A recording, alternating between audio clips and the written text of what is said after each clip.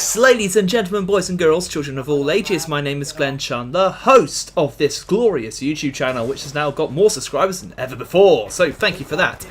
Today's gameplay is me and my friend, who long-term viewers of Host Pro will know as Marcus from work. We are basically trying to annoy these people on this game, and it's considering the length of time it had been since I played Call of Duty, I thought this was a personal good performance, so I decided to record it. I wasn't really going for gameplay though today, because I was basically pissing around trying to annoy a load of people, more than I wasn't. But anyway, so my commentary today, got a couple of things to mention really before I get on with the main topic, which is my ongoing relationship with my Xbox One. The first thing first is, with the New Year's coming up, oh my god, look at that skill! And no, the main thing that I want to talk about would be my Xbox One, but a couple of things coming up for New Year's. We've got the New Year Awards coming up on Host Pro, and I will be doing a separate video for Top 10 Worst Songs of 2013, according to me, and I think any sane person will have no trouble agreeing with everything I've mentioned on that list. So yes, I've got a couple of New Year's videos, so Host Pro will be on Sunday, and that'll be good fun.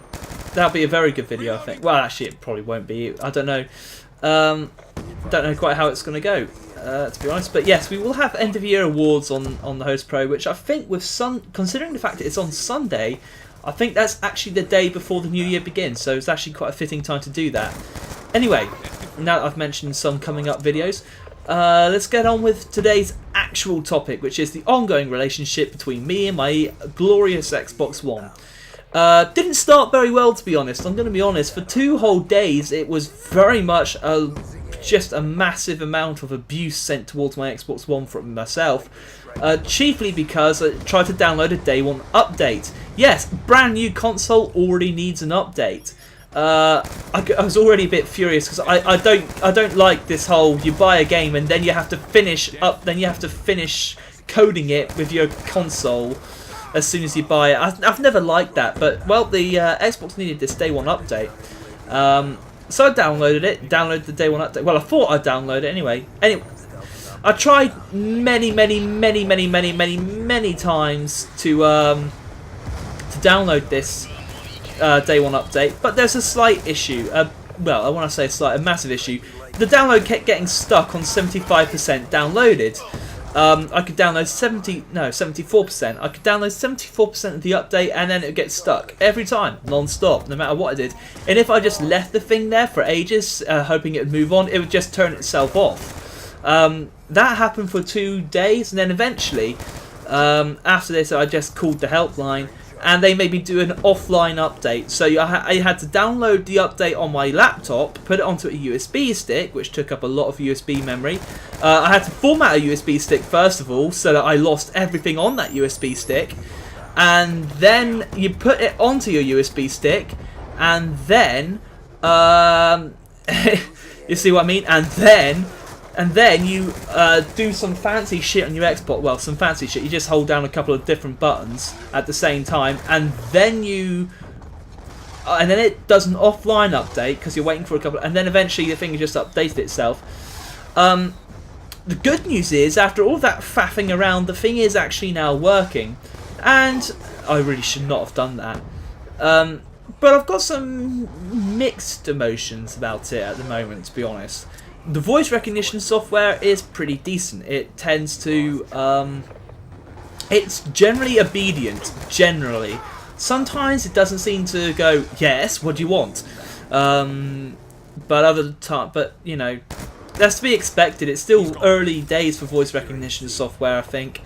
Mind you, one thing which is quite pleasing for me with this voice recognition software is, I'm glad Microsoft spotted this, because there was a potential for a lot of assholery going on here, with mates who just walk into your room and just walk in whilst you're playing a game and just go Xbox off and then turn the whole thing off.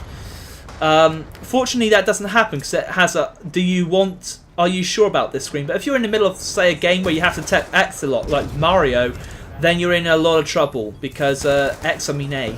you're in a lot of trouble because you're tapping A lot and it comes out of an "Are you sure" screen, which the default option is yes.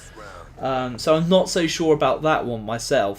That could be worked on. The Windows 8 sort of interface works quite nicely with the Xbox. It does generally. It works quite nicely. There's not really a whole lot more to say about it. It's just an interface, really. It doesn't take any getting used to. It's just pretty similar to what you have on the Xbox 360. It's just everything's all in one window. You don't have to scroll through pages, which is quite nice. And of course, you can do it all with the voice recognition software, which is pretty decent. Generally speaking, the console, once you're on it and it's working, it is not too bad in that sense. Gameplay, so games, look pretty good to me. I've been hearing graphical inferiorness mentioned when in relation to the PS4.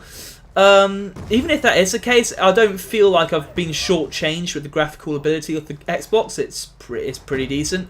It is a next-gen console, and it looks like a next-gen console when you're playing the games, particularly Forza 5. FIFA 14, in some ways it looks better, in some ways it doesn't. But again, there's some. You have to install each of your games as well, by the way. Some of the games you can play partially installed, and then it will install the rest as you go, which is pretty nice.